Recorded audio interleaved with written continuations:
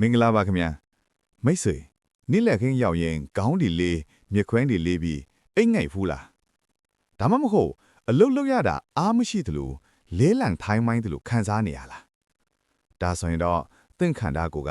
လောင်းစာသို့မဟုတ် energy ပြက်လက်နေတာဖြစ်နိုင်ပါလေဒီလိုအချိန်မှာ coffee တွေအားချီအချိုကြီး energy drinks တွေတောက်မဲ့အစားတဘာဝအတိုင်း9မိနစ်အတွင်းချက်ချင်းအားပြန်ပြည့်စုံမဲ့အစားအစာ9မျိုးရှိပါတယ်ဒါတွေကပါးရလဲဘလို့စားရမလဲအတူတူကြည့်လိုက်ကြရအောင်နံပါတ်1ကတော့ရေအေးအေးတစ်ဖန်ကွက် water ပါပထမဆုံးနဲ့အလွယ်ကူဆုံးကတော့ရေပါပဲယုံချင်မှယုံပါဗျာတကယ်တော့ကျွန်တော်တို့မောဖန်နွမ်းနယ်နေတာဟာအားမရှိလို့မဟုတ်ပဲရေတက်ခန်းကြောင်နေလို့ dehydration ဖြစ်တတ်ပါတယ်ခန္ဓာကိုယ်မှာရေတက်နေသွားတာနဲ့ဦးနောက်စွမ်းဆောင်ရည်ကြာဆင်းပြီးမောပန်းလာတတ်ပါတယ်ဒါကြောင့်အိတ်ငိုက်လာရင်ရေအေးအေးလေးတစ်ဖန်ကွက်အရင်တောက်ကြည့်လိုက်ပါချက်ချင်းလန်းဆန်းသွားပါလိမ့်မယ်နံပါတ်2ကတော့ငပြောသည် banana ပါဒုတိယတစ်ခုကတော့အားကစားသမားတွေရဲ့လက်ဆွဲငပြောသည်ပါငပြောသည်မှာပိုတက်ဆီယမ်နဲ့တဘာဝတကြားဓာတ်တွေပါဝင်လို့စားလိုက်တာနဲ့သွေးထဲကိုစွမ်းအင်နဲ့မြမြဆန်းဆန်းရောက်ရှိစေပါနဲ့မောနေတဲ့အချိန်ငပြောသည်ကြုံစားလိုက်တာကအားထီအချိုကြီးတောက်တာထက်ပိုကောင်းပါတယ်ခင်ဗျာနံပါတ်3ကတော့ dark chocolate ဒိန်ခါပါ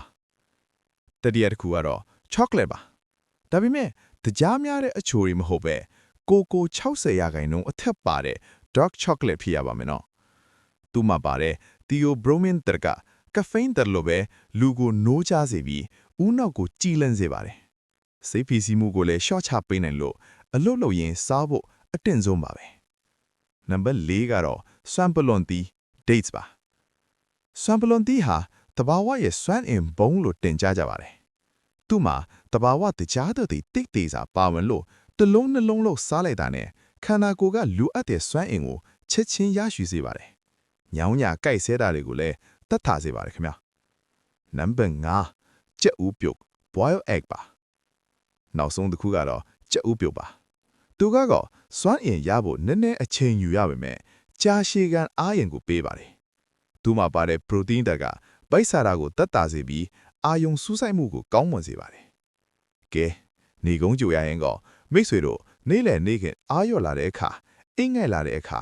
ဘေးထွက်စိုးရိမ်ကြားများတဲ့အားဖြစ်အချိုကြီးတွေတောက်မဲ့အစားအခုပြောပြခဲ့တဲ့ငပြောသည်ရေဒါမှမဟုတ် dark chocolate လေးတွေကိုစားသုံးကြည့်ဖို့အကြံပြုချင်ပါတယ်။9မိနစ်အတွင်းအားပြန်ပြည့်ပြီးအလုပ်တွေကိုဆက်လက်ဖြိုခွဲနိုင်မှာတေးကြပါတယ်ဗျာ။ဗီဒီယိုလေးကအကျိုးရှိတယ်ဆိုရင် like နဲ့ share လုပ်ပေးကြပါဦး။နောက်ထပ်ကျမ်းမာရေးဗဟုသုတတွေအတွက် channel ကို subscribe လုပ်ထားဖို့မမေ့ပါနဲ့ခင်ဗျာ။အားလုံးပဲလန်းဆန်းတက်ကြွကြပါစေ။